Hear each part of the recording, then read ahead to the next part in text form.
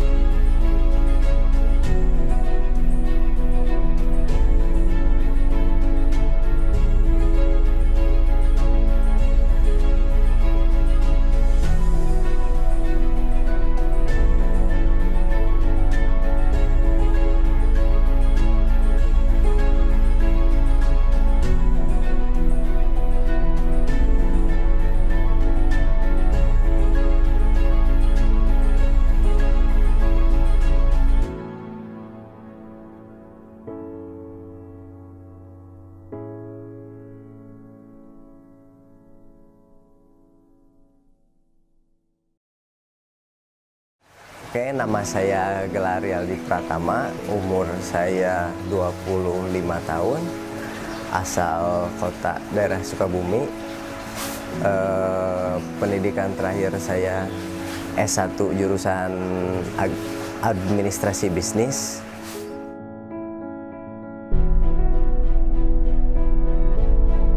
Kalau untuk tertarik itu karena awal mulanya ini itu bapak saya yang ngelola ini gitu. Kebetulan karena bapak saya udah gak kuat gitu, ibarat katanya sakit, jadi dia itu udah nggak kesini lagi, jadi diganti sama anak-anak aja gitu, diurusnya jadi sama anak-anak. Makanya saya pas begitu setelah lulus langsung ke sini gitu. Awal mulanya itu saya kan pas begitu lulus, saya tadinya itu cita-cita saya itu ingin kerja di Bank Indonesia gitu kan. Iya, kalau nggak di Bank Indonesia itu di Bea Cukai. Nah, cuman bapak saya, kok kamu kerja loh gitu, kenapa nggak buka usaha gitu, kerja itu nggak enak kayak tadi kata-kata dia gitu kan. Kata saya, nggak apa-apa, saya kan pingin pengalaman dulu gitu kan. Jangan, kata dia, udah aja terusin. Saya menolak dulu kan waktu pertama-pertama itu. Habis itu bapak saya itu sakit lah gitu, dia dioperasi, ada yang harus dioperasi, akhirnya dia nggak bisa kesini, dan alhasil saya langsung kesini gitu. Ya kalau untuk dari pegang kertas itu kan emang ada hitung-hitungannya juga gitu, emang dari basicnya juga kan, kita administrasi itu kan ada metode akuntansi juga, jadi agak nyambung lah dikit. Ketambah kan kalau misalkan Toge juga kan bisnis juga gitu. Nah, kalau untuk proses pembuatannya gitu, itu kita belajar langsung dari yang udah pengalaman. Jadi gitu. belajarnya langsung dari Yang udah pengalaman, bukan dari teori, bukan dari yang udah pengalaman. pabrik. Nah, itu kalau untuk cara persaingan itu kita segimana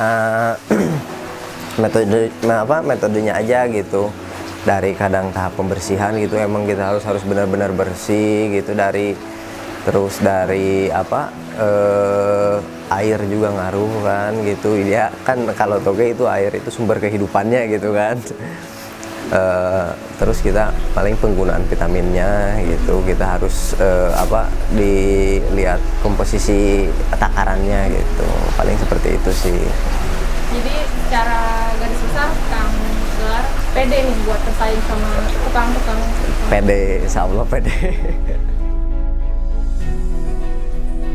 Kan ya emang kalau untuk pada saat pandemi kemarin itu kita omset emang juga turun gitu kan, dari biasa cuci sekintal 70 kita nyampe sekintal 50 kemarin. Itu emang ngaruh banget itu. Udah berapa persen itu penurunannya gitu. Itu kan kita kan kalau kita produksi itu gimana, pedagang juga kan. Kalau pedagang turun ya kita juga ikut turun. Pedagang naik kita juga ikut naik. Jadi mereka itu ngambil dulu barang. Mereka itu si pedagang itu. Pedagang toge. Iya, mereka itu pedagang. Pedagang itu ngambil di kita, ambil dulu gitu. Ambil dulu toge, nanti sistemnya togenya udah habis baru bayar. Setor lah ya. Iya, gitu. Berarti Kang Gelar percaya aja nih sama pedagang toge. Percaya. Kalau ada yang kamu kabur aja gimana tuh? Enggak sih, itu kan emang kebanyakan sih pedagangnya itu masih saudara saya juga. Sampai ke mungkin daerah kota, Jakarta Kota, Timur, Selatan. Oh, sampai selatan juga Selatan ya? ada. Barat nggak nyampe Kang? Barat enggak. Jauh. Barat emang terlalu jauh. Biasanya kalau teman-teman pedagang ngambilnya dari pagi siang. Iya, itu buat dagang itu.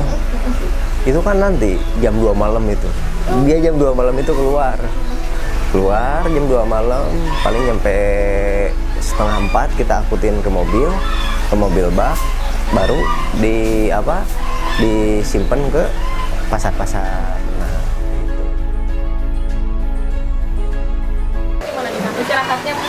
Mungkin kalau bicara istirahat sih namanya orang kerja ya gitu, agak kurang lah gitu. Paling kita kalau misalkan tidur itu kadang kalau saya gitu, kalau saya pribadi kadang tidur jam 2 malam gitu. Kadang jam 10, paling bangun subuh gitu kan. Paling sih kalau saya jadi inovasi gitu ya, saya itu ingin ngambil kacang sendiri. Di Myanmar ya? yang maksudnya saya itu, jadi emang saya itu nggak langsung ngambil import langsung di Priuk gitu kan, nggak langsung di DOC-nya gitu kan, diimportir. Jadi kita itu emang melalui toko. Nah, saya itu pingin kesana, pingin langsung ke importirnya langsung. Cuman kan karena kendala keuangan, kalau mungkin menurut saya gitu kan, karena setahu saya itu harus ada minimal sama harus continue gitu kan. Terikat. Iya, gitu. Jadinya nggak memungkinkan untuk kita belanja langsung di Tanjung Priok gitu ya? Ya, kalau misalkan ke importir itu kita harus benar-benar udah kenal sama dia gitu kan. Dia kan kalau mau nggak mau itu misalkan kacang 1 bulan ini turun, kita masih ada, kita nggak mau, itu nggak bisa gitu kan. Biasanya tetap harus. Ya paling kita hitung-hitungan lagi untung berapa. Kalau misalkan kita nggak ada, maksudnya untungnya bukan ini sih, cuma kan kita di sini itu kontrak gitu. Ini tuh kontrak, kita harus bayar listrik juga, bayar yang kerja juga. terus sama gas sama segala macem lah, makan sama gimana. Nah itu kita hitungin, kalau misalkan kalau ada kurangan paling kita naikin harga. Kita bahan baku kan harus ada penyaringan juga yang kayak tadi. Terus kalau misalkan ngerintis dari nol itu kan kita harus ada gentong juga buat ininya. Terus keranjang juga kan, keranjang, tali, segala macem gitu, vitamin gitu.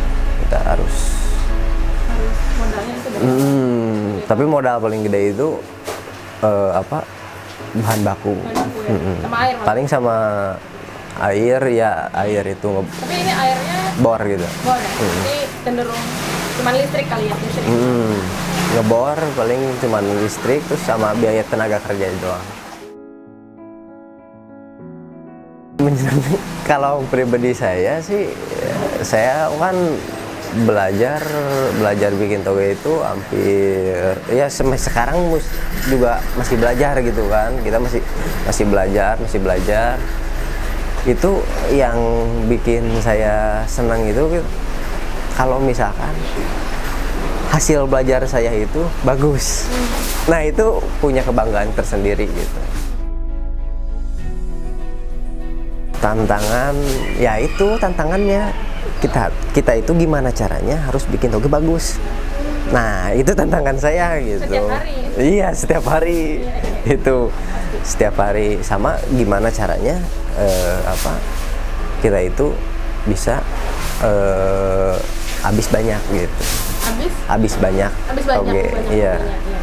Emang pernah nggak habis Mas? Pernah. Oh ini tuh sistemnya belinya dibuat itu bukan berdasarkan permintaan dari pedagang ya? Maksudnya emang Kang Gelar buat 1000, laku nggak laku? Permintaan juga, cuma kita kan punya takaran. Cuman kan namanya dagang itu ada naik ada turun. Kadang si pedagang itu ada yang minta dadakan, duh saya nggak ini nih, nggak diambil dulu gitu kan. Maksudnya nggak biar misalkan dia ambil 80 kilo, 80. Oh saya nggak mau 80, misalkan saya nggak mau 70. Nah terus itu nggak adanya juga itu 10 kilo kan. Nah itu dari satu pedagang gitu. Berarti itu kerugian yang harus ditanggung sama Kang Gelar loh? Iya. Berarti itu jatuhnya bahan sisa dikemanain Kang? Ya paling mentok-mentok kita tunggu dulu, kita tunggu sampai besok. Itu si toge kalau misalkan bagus kita jual lagi, kalau misalkan jelek buang. Produksi per hari yang keluar gitu, yang keluar itu bisa nyampe 1 ton. 1 ton ya? Kalau pedagang beli dari sini hitungannya per keranjang, per kilo? Per kilo. Berapa tuh Kang? Ya untuk sekarang itu sekitar 7.000-an. Ya harapan saya untuk kedepannya itu supaya usaha toge makin lancar, terus sama yang mau membuat usaha itu kuncinya itu satu, tekun sama gigih aja gitu. Karena emang bener kalau misalkan proses itu nggak akan mengkhianati hasil. Paling kayak gitu sih. Terus sama yang kedepannya itu saya itu pingin punya pasar yang lebih besar gitu. Punya pasar yang lebih luas lah gitu, lebih luas. Paling sih seperti itu sih kalau harapan untuk pribadinya Kang. Kalau untuk pribadi saya sih saya bisa sukses di usia 35. Kategori suksesnya gimana nih Kang? Harus. Amin. Kategori suksesnya maksudnya saya kalau kategori sukses sih serba cukup aja.